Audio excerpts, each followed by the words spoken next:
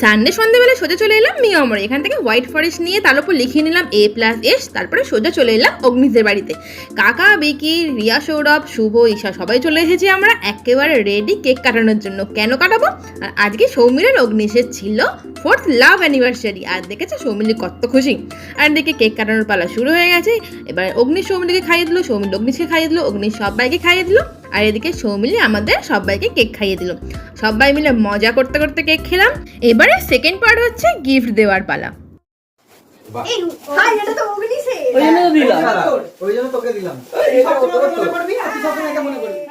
আর গিফটে ছিল ওদের ছবি দিয়ে কফি মগ। তারপরে একটু মিল্কি বার খেয়ে নিলাম আর একটু কেক খেয়ে নিলাম। তারপরে সবাই মিলে অনেকটা আড্ডা মেরে রাতের ডিনারটাও সেরে ফেললাম। বিরিয়ানি খেতে বসে পড়েছি সবাই মিলে একসাথে।